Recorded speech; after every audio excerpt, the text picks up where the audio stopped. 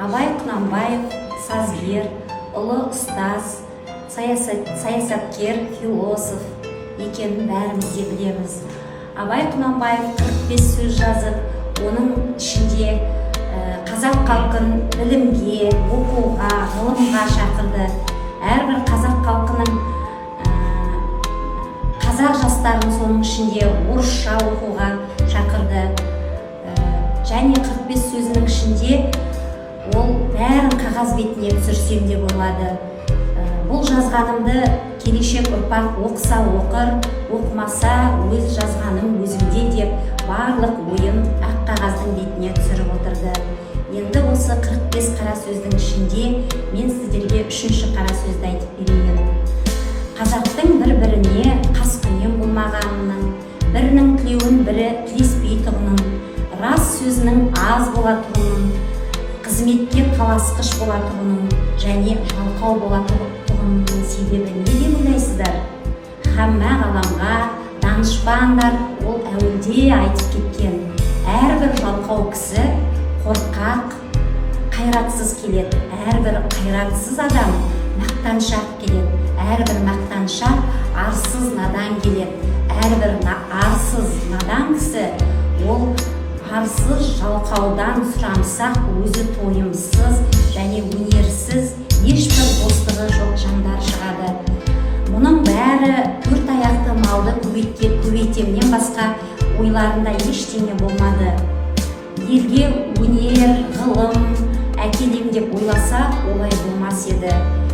Әрбір байыған қазақ бұрынғы байыған үстіне байысам деп, мен байысам, менің балаларым ғана бай болса, сол малдың бәрін малшыларға бақтырып, етке тойып, қымызға тойып, сұлуын жайлап, аттарын байлап бақтырмақ болып, өздері тек қана баюдың жолын ойлады. Әр қазақтың ойы осы болды. Осылар бір-біріне достық ойлай ала ма екен? Кедей көп болса, ақысы кем болар еді. Малды айырылғандар көбейсе, қыстауы олардың босар еді. Міне осындай бір қазақты анау кедей болса екен деп, мен оны кедей болса екен деп, бір-біріне бар болсын деп ойлаған қазақ болмады. Міне осының бәрін Абай көріп тұрып қағаз бетіне жазып, тек қана біліммен жететінін айтып өткісі келді. Осы күнде ісі білмес кісі білер деген мақал шықты.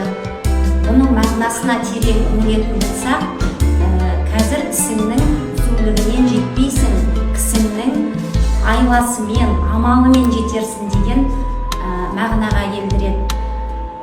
Қазір болыстыққа сайланған сол кездегі адамдар 3 жылға сайланады. Ол әуелгі жылы, ең бірінші жылы сізді біз сайламадық па деп елдің бұлданғанымен жүреді. Ал екінші жылы кандидаттар бір-бірімен аңдысып жүреді. Ал 3-ші жылы тағы болыс болса екен деп соның қамымен одан әрі жұмыстана береді. Енді Абай ойлайды, осы ел басына келетін болыстардың бұлай болуы елдің жағдайын әбден төмендетіп жіберді. Енді ойлайды, дегенмен де болыстыққа түсетін адам ең бірінші білімі болу керек, қадірлі және орысша образованиесі болу керек деп шешті. Немесе военный губернатордың назначениесімен ғана сайлау керек деп айтты. Сол кезде елдің дұрысы, жақсы одан әрі дами беруші еді.